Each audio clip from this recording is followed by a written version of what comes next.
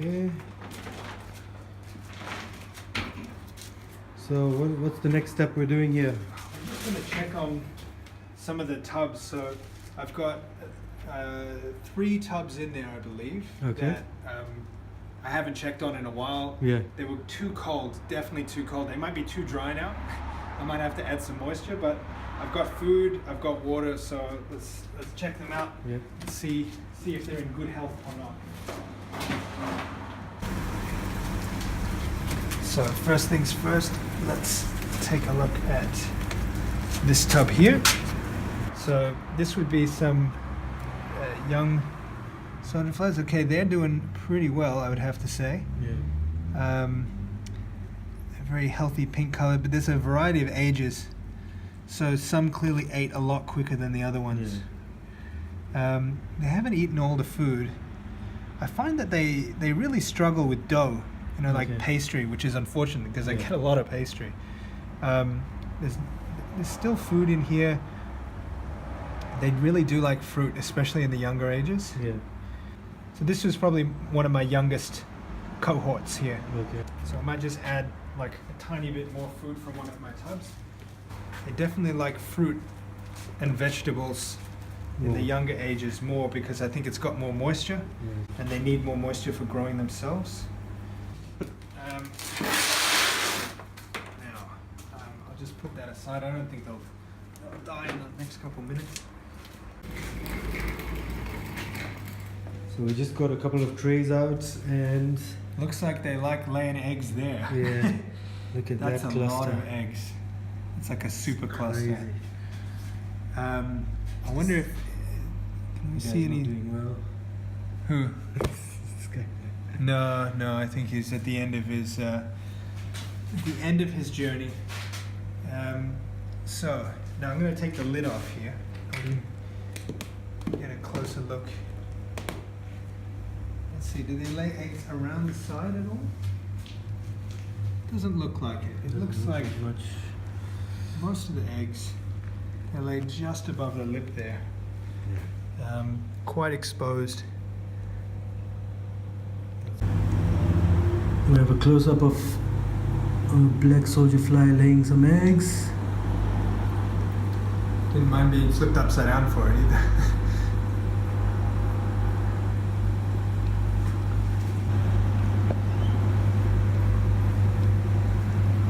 Goes into a bit of a trance. Yeah.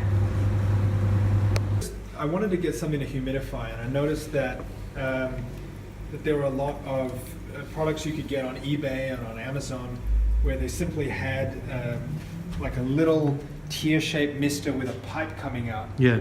And then you could also get a mister like that.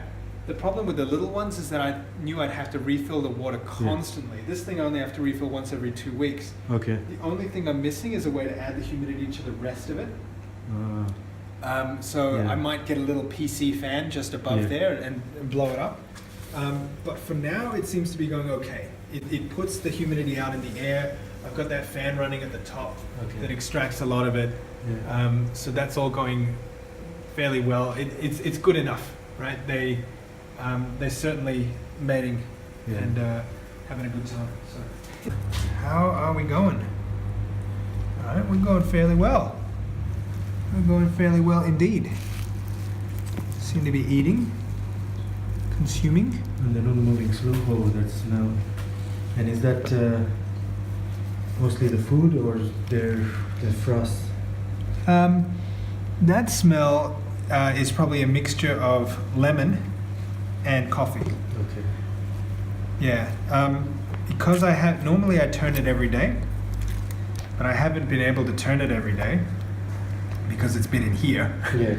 And this is what happens when you have a wet tub. You'll get that smell. So what happens is this tub needs to become a dry tub. Okay. So there's a few ways we can do it. We can add the substrate, Yeah. or we can turn it quite a lot like this. I'm just going to expose it so they're crawling around. It seems relatively healthy still. And these are all the ones that they've finished pupating and Yeah, you can see the puparia, the empty ones in there. You can see how it looks like the puparia are moving around. That's because there's still quite a lot underneath Okay. that aren't ready. Yeah, but it seems to be going okay in here. I've got no complaints. Do you do anything with these bits? I put them in my garden. Okay. Yeah, I just added to the soil. This one here looks like dead on arrival. Not all of them survive to adulthood. This one looks like it didn't quite make it out. Yeah. I had a lot of instances previously where they were attacked by ants and they'd get their head out and then, well, that's the only thing that got out. Yeah, at the end of their life. But it's the circle of life. Some people call it frass, some people call it vermicompost. What's the correct term? Oh, it's definitely frass. Frass? Yeah, the vermicompost is from worms. I mean, insofar as this is frass and not Yeah. just undigested material. Okay. But yeah, they certainly do make frass. And when you have it in large quantities, it actually smells like manure, like animal manure, which makes sense because that's Yeah. what it is, right? But yeah, this one's you can smell it's very acidic. Yeah. It smells like lemon, smells like coffee. So it needs, if I had a carbon-rich bulking agent, I would probably add that. But at the very least, these guys need to dry out. Where I work, I come across like a lot of cardboard Yeah. and bulbs and like stacks and stacks of newspaper, because right now they're doing promo newspapers. Yep. Would that help you? Well, what I've heard is that the dyes and the clays that are used in there could be toxins. Okay. And given that I want to use this as a feedstock for Yeah. animals, lizards in particular are very sensitive. Okay. When people are selling mealworms, they sell them GMO-free organic, Yeah. grain-fed mealworms, because the issue of putting pesticides on is so bad. Yeah. The food that I serve is all pre-consumer waste. Okay. So I initially got into this by composting my own waste, Yeah.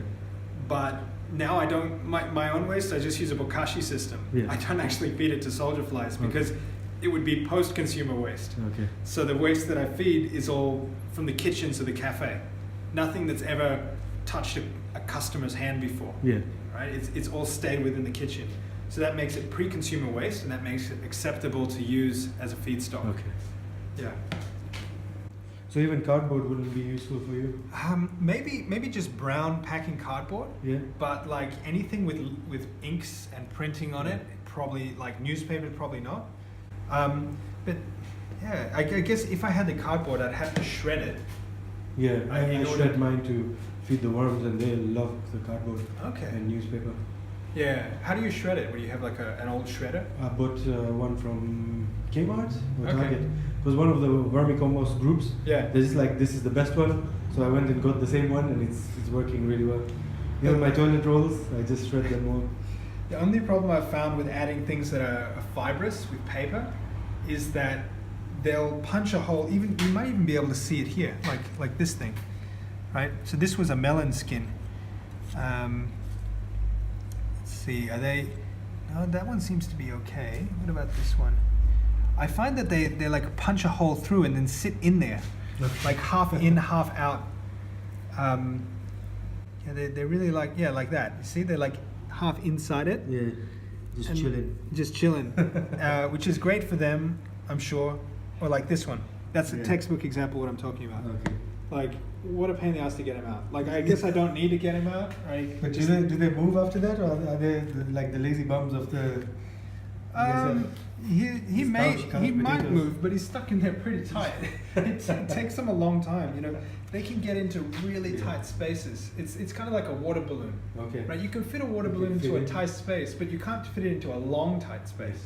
If all the ones in here that are juvenile make it to full size, I would Yeah. say that that's worth it for a tub. Okay. Maybe the density could be higher. I probably would like it to be a little higher, because I've found that the higher the density, the faster they eat the food, the less it smells, the Yeah. hotter it is. Like everything's better with higher density. Tub number 2. Tub 2, And looking dry. but nice and dry. Busy. See, do you smell anything here? Yeah, that looks. This so nice is and exactly what we want to happen. Beautiful. The coffee's dry, they're dry. It smells sweet, actually, like not sickly sweet, Yes. but like soil sweet. They're small in size, How but do very you- active. What are the main ways of keeping it dry like this? Coffee. For Coffee me, grounds. coffee, and not adding any extra moisture. A word of health caution: this is the inside of a sausage roll. Sausage roll and Kransky, they Yeah. will not eat. They Oh will not eat. They'll have a whole Kransky in there. They won't touch it. damn. They'll eat the pastry. Yeah. Sometimes they'll even break it up. But really, I've seen them. If you cut it up really nicely, they've got nothing else to eat. They'll try. But if they have any other option, they will not eat a Kransky and they will not eat a sausage roll. So consider that next time you're tempted to eat one for yourself. Yes, I was just going to say. You see these little things crawling around? Yeah. Those are what are they called, like segmented beetles or something. They basically eat tiny larvae. So Oh. I do not like them, but they're also detritivores. They'll be present in almost any system, but Okay. they're really bad news for tiny larvae because that's what they like to eat. So wherever possible, if you have a system where you're trying to collect eggs, Yeah. Get rid. see if you can avoid having too many of them. Looks like I've got a bit of an infestation of them. And- But I'd trade that for fungus any day Okay. because fungus is the killer. I'd rather be dry with other bugs than have fungus. Okay. I should be recording how much I'm giving them here, but because I've had them inside and I really don't know how many generations in these ones are, Okay. I'm just going to see if they're even going to eat this stuff. I don't know if they're going to eat that. I'll just leave it like this. Maybe I'll give it some. Everybody likes egg, scrambled egg. How fast do you think they go through egg shells? Do they do anything with them? Not at all. Not at all. Nothing eats eggshells. There's no Okay. nutrition. I don't know whether soldier flies need anything to help their digestion. I wouldn't think so, because they can live in a mango, you know. There's nothing. And I can't really see any eggs that have been laid in or around this area. Oh, yeah. So generally there'll be a bunch of, you can tell when some of these guys are at the end of their lives, the tips of their wings are ripped from flying too much, they move really slowly, they're very wobbly. So I just kind of ignore them and let them do their own thing. Okay. All right, so this will smell. But that's the next generation. Can't complain about that. And where do you keep the eggs for them to do that? Or They lay this- around. they laid them over So you can see up there. some clusters up there. Yeah. Okay. And this system has been working for me. So I'd say these guys are good to go and get their own house. So And basically, it's just two containers, one with a clip, some food in Yeah. the bottom one. So the clip is to create a little gap. Yeah. And I've found that works pretty well. This top container has a hole cut in the bottom, Okay. so that the food can stick up, and also because sometimes fruit flies get in it, but then they get stuck in there, and Oh, yeah. so they're like, okay, you live in there, I don't care. And most of the eggs are always under this lid. Yeah, Okay. they're usually in between the two lids. Okay. When I'm doing it better, I actually the other one has 3 layers instead of 2, and Yeah. 3 layers works better. But for now, this is the system there.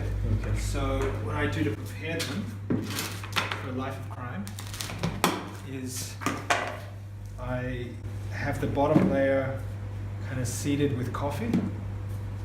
And that's the substrate. Yeah. So I want to have like a bottom layer of coffee.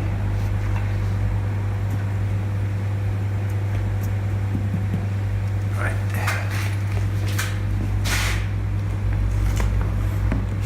And then I don't even really stop. I just take that out there. Oh, you can see there's a nice egg cluster right there. It's quite a good one actually. That's multiple altogether. So that could be like 1,000 or more. And there's another one there. but it's pretty simple, my process here. All right. And there's still a lot in here. I might just leave them to try and crawl out. Oh, there's eggs. Eggs there. I don't know if that's going to do too much good, guys. Yeah.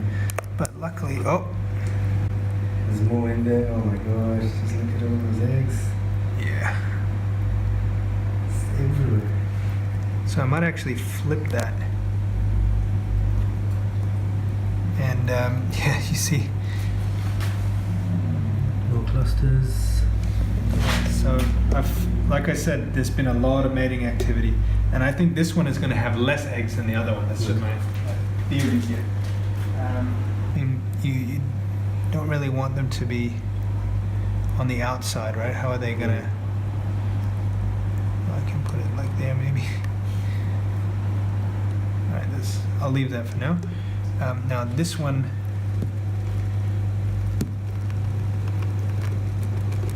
So I have a piece of pineapple. Oh, look at that. Look at that. It's a big party. Yeah, so there's eggs all under there. All those eggs. So we'll leave this here. Put this to one side while we examine the other one, and then we'll add them together. Okay. But that should be quite a... yeah. That was probably... Normally I try to do it once every 4 days, but that's probably about a week in that one. Sometimes they lay under the tub. So those are eggs as well. Yeah. So I'll come back with something like a piece of cardboard or something, and I'll kind of... Okay. like a credit card style thing, you know. And we can add it back into the tub before we put it back. So there's probably, yeah, there's a little bit underneath, but not too much, which is good. Oh yeah, this is the thing I use. Yes. Yep, there's a lot in there. There's a lot in there, for sure. You want to see? All right, here, I'll just move this.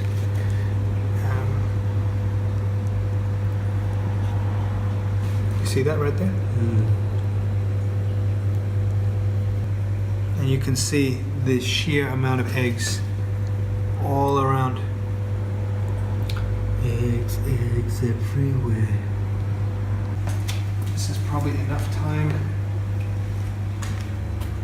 for people who want to leave can leave. The rest of you will attract you'll attract the next bunch. So let's put a little bit of coffee. I read somewhere, I don't know how true it is, but I read that they will be more attracted to the food they were more likely to lay eggs into the same food that they grew in. Ah. So if those flies ate coffee, then they will lay Maybe. eggs in coffee. Yeah. They said that there was a study that they did. It showed like a mild preference, but if you can, why not, right? That's like kids who like garlic or chilies after the mom's been eating garlic and chilies. Exactly. Okay.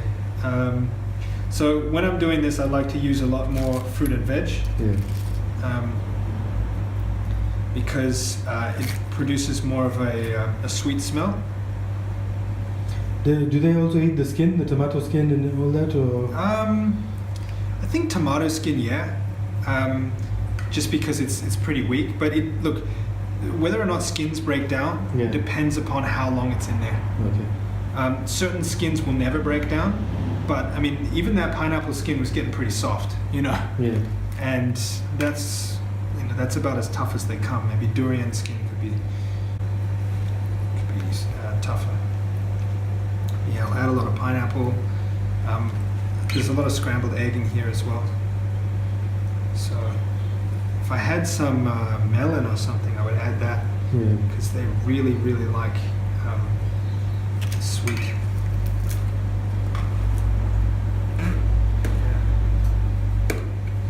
Yeah, so the reason I do this system is just because it's super easy. Like I don't have to clean anything. And I know that the attractant's going to be there. Look, maybe it won't work out in a few generations. Maybe there'll be like something that attacks the eggs or I don't know. But for now, it's okay. forgot my last step, which is to add water. Oh, I you don't need to add add water water. to the food, but I definitely add water when I'm doing this because when it dries out, then they're not going to lay eggs. It needs to be moist. It needs to be humid.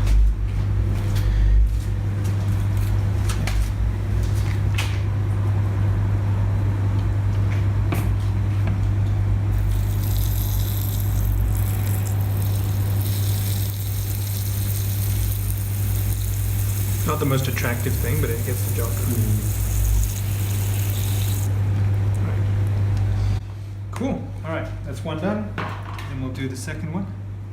How did you get your first batch of black soldier fly larvae?